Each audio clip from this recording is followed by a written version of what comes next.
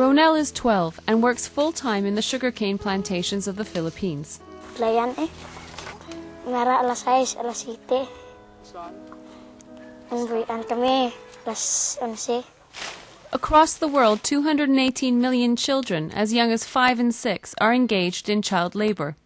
70%, over 150 million, work in agriculture. While the good news is that child labor has declined by 11% in the last 4 years, much more needs to be done. The ILO and its social partners from member governments and employers and workers' organizations have committed themselves to eliminating the worst forms of child labor by 2016, including hazardous child labor in agriculture. But what is child labor? Child labor does not include all work done by children. Worldwide, there are 318 million children carrying out some form of work. A third of these children are not considered child laborers. They contribute to the family's well-being, helping out with tasks outside school hours. The remaining 218 million, however, are engaged in child labor, 126 million of whom are involved in hazardous child labor.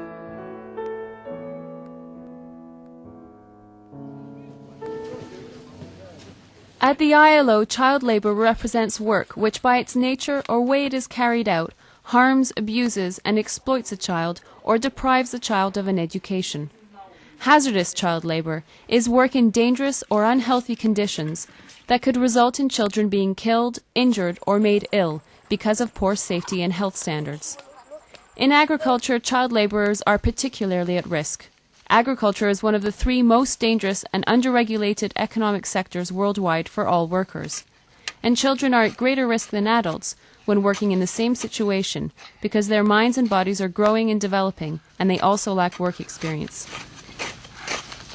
Some of the hazards child laborers face in agriculture are long working hours, carrying heavy loads over long distance, extreme temperatures, dangerous cutting tools, skin problems, injury or death from heavy machinery, loud noise, handling of toxic pesticides, exposure to high levels of organic dust, injury or disease from livestock and wild animals, and injury or death from falling.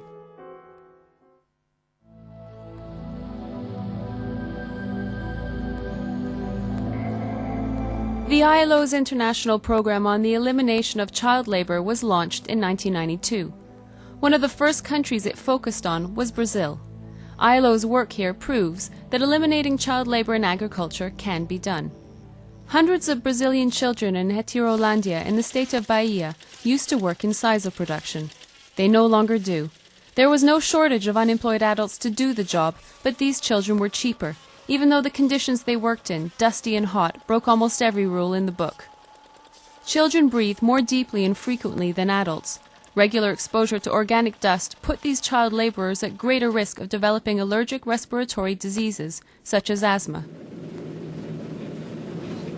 Nós temos o trabalho da criança muito perigoso na área do sisal, na colheita, na hora de cortar o sisal. Nós temos em nosso município criança cega do olho na hora que foi se abaixar para cortar o sisal. The situation for working children in the region is extremely dangerous. We have children who have been blinded because thorns from sisal leaves went into their eyes. We have children who have lost a hand in the shredding machine. They work without any protective clothing. So the unions are very concerned. We are committed, not just here in Heterolândia, but all across the country, to rescue the children from the exploitation, to put them into good schools so they can have a better future. Nós acreditamos que dia a gente vamos tirar essas crianças do trabalho e colocar numa escola de qualidade para que essas crianças no futuro tenham uma vida melhor. The majority of children have since been removed from Heterolândia's sisal production due to the success of a Goat-to-School program. Supported by the ILO and promoted by the National Confederation of Workers in Agriculture, goats are loaned to families who can use them for income if they remove children from work and send them to school.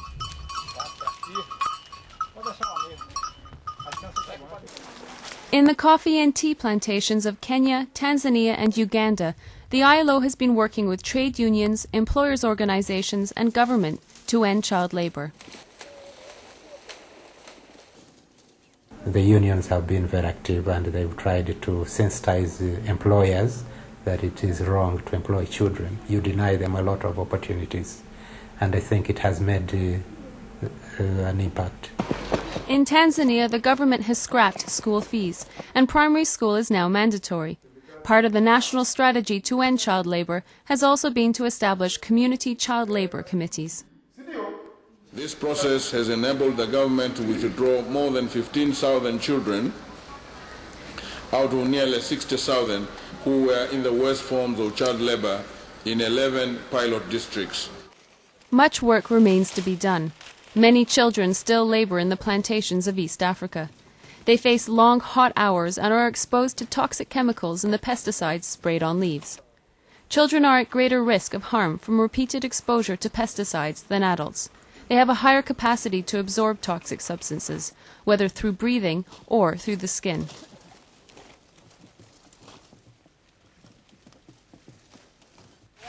In Cameroon, child labour is cheap labour in the cocoa plantations. It is also hazardous work. Children collect and carry dangerously heavy loads of cocoa pods. An ILO study found that 18% of the loads children were carrying weighed over 30 kilograms. Heavy loads like these can harm the development of children's bones, joints, and muscles, and may result in permanent disability.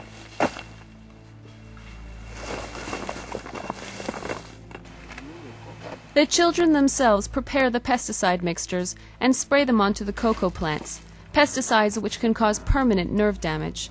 To make matters even worse, they work with no protective clothing or masks. In Cameroon, Ghana, Nigeria, and the Ivory Coast, over 150,000 children in 2002 were involved in the handling and application of pesticides on cocoa plantations. The ILO and local NGOs have since set up a pilot project to help Cameroonian children leave the cocoa plantations and go to school. Investing in a child today is better for the future, and keeping the child out of school is actually delaying the child's future and perpetuating poverty. For now, the future of Ronel and his friends in the Philippines remains the same. Weeding, cultivating, turning soil, cutting sugarcane, harvesting, and applying fertilizers and pesticides. Ronel says his hands itch, a reaction to the pesticides he handles daily.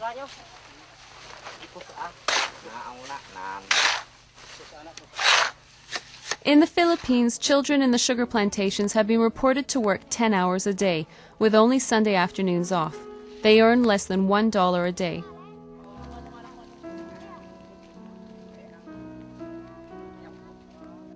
Ronel says he has no choice, but like every child, he has dreams and aspirations, and they do not include being poisoned by chemical pesticides and wounded from a sharp blade.